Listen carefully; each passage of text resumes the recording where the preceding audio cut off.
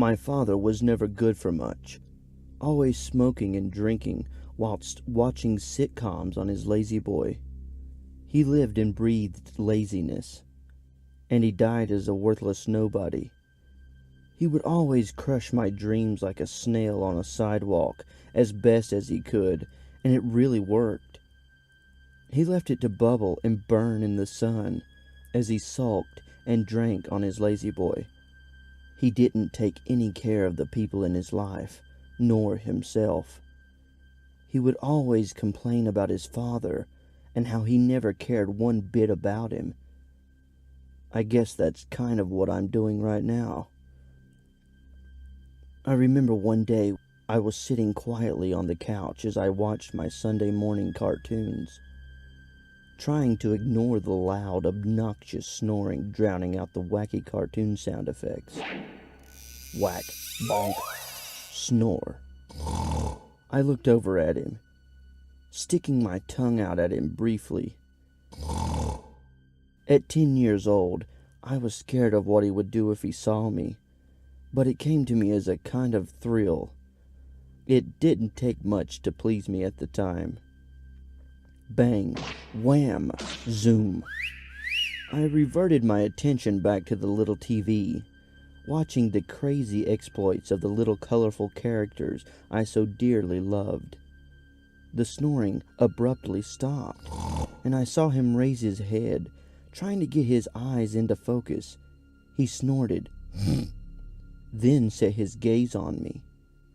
"You ever heard about the Wailing Boy?" he asked me in a groggy way. I had heard about the Wailing Boy, as he was somewhat of a legend around our town, nothing but a ghost story, a whisper in the wind on an October night, a campfire story, if you will. Well, that's what people like to believe, but most of them know that it isn't all fiction. I was part of that group too, the group that treated him like something you whisper in a tent during a camping trip with your friends. At that point, I just knew the basic tale, overheard in school halls. It was a scary urban legend to me. Nothing more, nothing less. "Yeah, Dad, I heard it at school. Todd told me." I was cut off quickly. "Todd told you shit, boy. None of these sorry bastards can even remember what happened. People need to know what really took place that day." "What did Todd tell you?" he asked with a sneer, his face twisted into a mocking expression, telling me that what I was about to say would be worthless. "Well, Todd told me that a kid once fell down the stairs at his house. He said he broke his neck and his parents didn't do nothing to save him. So now he haunts his old house, always wailing." I was cut off again, not to my surprise. "What did I tell you, boy? What a load of horse shit, I say. Tell Todd that whoever told him that story is a goddamn waterhead. And he's a waterhead for repeating it. I'll tell you what really happened." He grinned widely, with a strange look in his eyes, both gleeful and angry. He began his story, telling me about how he was at a baseball game on the last evening of September. "You see, I was out at a ball game with some of my buddies, just tossing and batting and having a good old-fashioned time. I loved baseball, and we would play maybe 4 times a week, and we would always have a good time. This evening was colder, getting dark real fast, too. Every 5 minutes seemed a bit colder than the last, and the sun was going away a little sooner than we felt it should. My friend Cal had his dad sitting on the side, watching us play, looking at his watch and cheering us on. Right across the field, I saw someone nearing us real slow-like, creeping up like he was trying to make sure we didn't spot him. He looked a little smaller than the rest of us, so I wasn't too worried he was looking for trouble. So he got maybe 50, 60 feet away from us, and he was just looking at us all sad, looking like a lost puppy. We heard a small voice almost float to us through the wind, making us all look his way. "Can I play with you guys? It looks like a neat game." Cal looked to me, then to the rest of the boys, and finally to the kid. He shrugged and invited him to play with us, him being the nicest of the group. The boy had a look in his eyes that made me feel strange, I tell you. He had this jack-o'-lantern grin that made you feel safe and uneasy all at once, and I wasn't liking that at all. So we played for a little while, and eventually he got up to bat. He stood up there with the bat in hand, with the happiest grin I'd ever saw. Saul was pitching, and he was a pretty big guy. He was usually the one to help us get out of fights with other kids, as he was big for a 14-year-old. This kid could have been 11 or 12, and not that big for his age even. This kid spat on the dirt like he'd seen in movies countless times, I'm sure. He looked at Saul with that same look, and I could tell Saul was shaking. Strange, I thought. Saul shuffled around, tossing the ball up in the air and catching it again. I was uneasy standing at first base, just looking at the strange sight before me. The kid spat again, rubbing it in the dirt with his shoe. He chuckled as Saul was nearing his pitch, getting ready to throw it as well as he could. Just in time to stall the pitch, Cal's father called out, "You fellas ready to go home? It's getting dark as hell, boys." Cal said we'd only be a few more minutes, wrapping up as fast as we can. His father said that was fine, and we should have our last bit of fun with the game. Saul looked at the kid, seeing his toothy grin and his eyes that were bright and dull at the same goddamn time. Saul pitched, and I tell you, boy, it was the fastest pitch I'd ever seen. It flew through the air like a bullet, being whipped with enough force to send you flying. It hit the boy square in the jaw, and the bat dropped the second I heard the loud crack echoing through the field. Saul rushed over to the kid with a pained look on his face, knowing he'd messed up bad. Then came the wailing. The boy wailed louder than a tornado siren, screaming in a muffled sort of way. I just stood there like a deer in high beams, scared and confused out of my wits. Saul bent down and looked at the blood forming around the kid's head, spewing and coughing out of his mouth. I slowly walked up near Saul, coming back to reality by then. He spat up his teeth, and I swear it looked like he was throwing up some candy corn after eating too much on Halloween. My father gave a little hoarse chuckle, followed by a cough or two. He reached for the beer on the little coffee table by his side, taking his Sunday morning swig. What a useless drunk. Anyways, he was spitting up his teeth in blood, wailing and crying at the top of his little lungs. Saul asked him if he was all right, and the look in the boy's eyes changed the second he spoke, pain to malice. I backed up, but poor old Saul was a little late. The boy pulled a box cutter from his pocket and extended the blade, his eyes black with rage. He stuck that thing right in Saul's heel, digging and cutting away.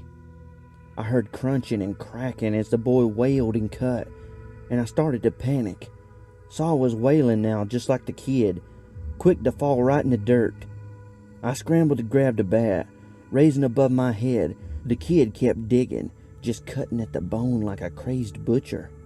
I brought the bat down on his hand, causing him to stop sawing away at my friend. I must have broke a couple of fingers, 'cause I just made him wail louder. In my panic, I just brought it down maybe 5 more times, this time on the little bastard's skull. My father began picking his teeth as he retold his experience, grinning away as he explained the process of beating his head with a bat. It cracked harder each time, and the wood started splintering from the 4th hit. Cal's father was yelling at us, hurrying Cal away from the scene as he screamed and yelled. Blood matted his hair, and his wailing stopped. I swear, it was just silent for a minute. Cal's father stopped, I stopped. Even Saul was unconscious by then. The world just stopped breathing. I dropped to my knees, and I went completely numb. I didn't even know what the hell I'd done. The rest of the night went by in a blur, and I got in less trouble than I thought I would. Of course, I didn't get off scot-free, but it went fine in my eyes. Of course, the kid had died that evening, right there on the baseball diamond.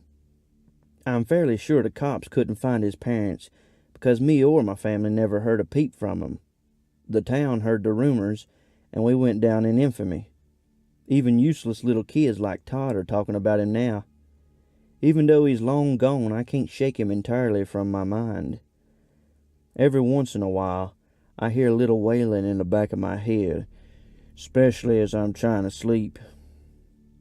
The little bastard deserved what he got, and I know that. I just can't get the fucker to stop his godforsaken wailing. My father finished his beer.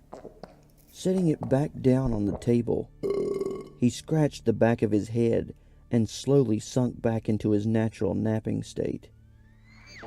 I kept watching my cartoons and spent the rest of the day inside. My father seemed to give less of a shit every day after that, and it got even worse once my mother took all her possessions and left. It came as a shock to me, but my father just pushed it away from his mind by vocalizing that she never meant anything to him and he was better off without her.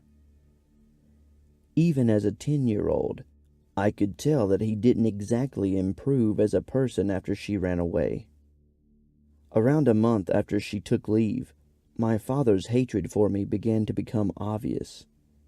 He would glare at me with a look of disappointment and disrespect, and if he wasn't doing that, he ignored me. One Sunday, I told him I was going to go outside to play with Todd, and he mumbled something just loud enough for me to hear. I didn't ask for a faggot, son. I just replied with, "Huh?" And he glared down at me. He breathed heavily and in a nearly labored fashion. "I didn't ask for a faggot, son," he yelled. He stomped his foot on the floor, and the sudden outburst startled me. I backed up slowly, and he began to grasp the back of his head and grit his teeth, squeezing his head and shouting erratically, "Shut up! I said shut up! Shut up, please!" He screamed, surprisingly loud. He slowly slid down the hall, banging the back of his head against it. I ran out of the door, all the way to Todd's house, in fear of what my father would do next. A week after that, I found my father dead in his room. He was sprawled out on his blood-stained sheets, his face twisted into a horrified expression that I will always remember him for. He looked like he died in pure anguish. The way his face was contorted, he looked like a goddamn Edvard Munch painting.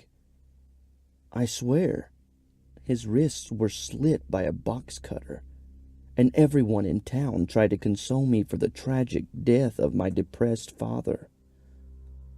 How sad. I would never revisit my screwed-up childhood if I didn't need to. I should leave the bastard to just rot in the distance behind me, and not even bother trying to remember my father fondly. He should have just stayed 6 feet under, and every single useless word, every single lie that ever left his worthless mouth should have stayed with him. Still, I can't help but to remember him now. I can't ignore the muffled wailing in the back of my head, the sad, isolated, desperate wailing that won't leave me alone. I just can't get the fucker to stop his godforsaken wailing.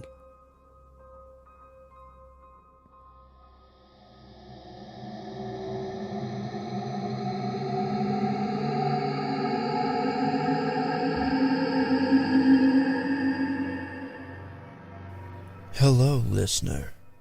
If you've made it this far, why not follow me on Twitter at CreepyPastaED.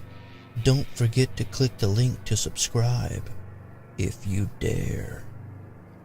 And if you have a creepypasta or any chilling, creepy, spine-tingling story you want to be heard, send it to creepypastaed@gmail.com.